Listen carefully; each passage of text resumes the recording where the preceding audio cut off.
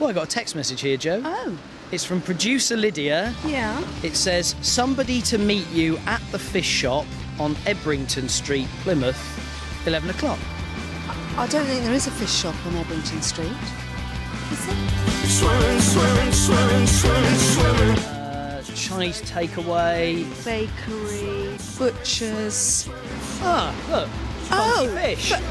It doesn't look like your regular fishmonger. No, they don't seem to do chips either. But this is the place. Fish ain't biting no more.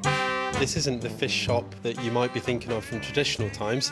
These fish are actually going to be helping you and giving you a form of pedicure. Wait a minute, so we're not going to eat these fish? No, quite the opposite. These fish are going to be, in some form of way, eating you.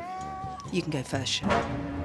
So we're surrounded by people with their feet in lovely blue tanks of water covered in fish. No, I'm pleased to see that the fish are quite tiny. They're probably only about the size of half a finger. They're an inch, couple of inches long, so they're not big. But what kind of fish are they? And why do they like to eat our feet? These fish are totally unique. They come from Turkey and they were discovered in the early 1900s. A shepherd was out with his flock, stumbled across marshy ground with a laceration on his foot, and he come across a hot spring which had these unique fish in. Put his foot in there to ease the pain, and the doctor fish, as they have been called many times, appeared to heal his foot. As times moved on, people who had money would go to Turkey to see these fish and to have skin complaints cured and obviously treated. So how does it work? Do the fish have teeth?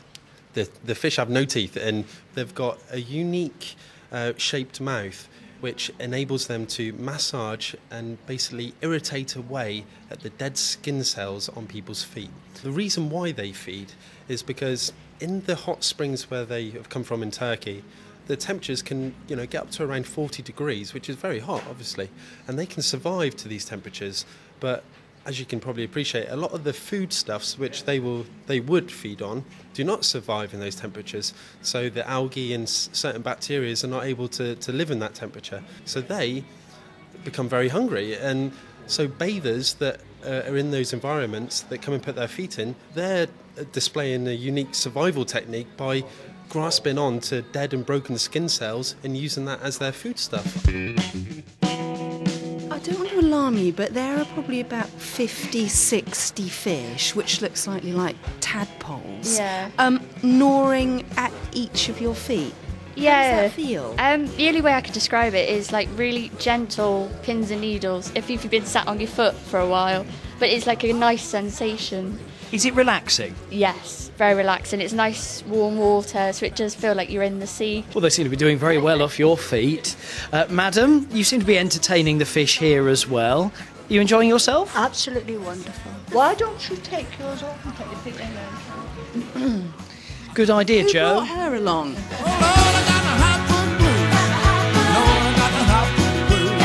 My feet are just a few inches above 2 tanks of fish. Ladies and gentlemen, I'm going in. Good luck. Oh, that's lovely.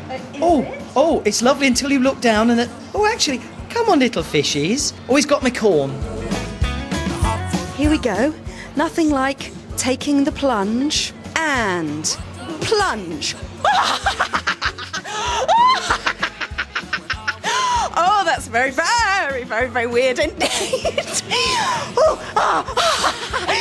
To the point of, it's all these kind of rubbery things. I suppose if the fish didn't like it, they wouldn't do it.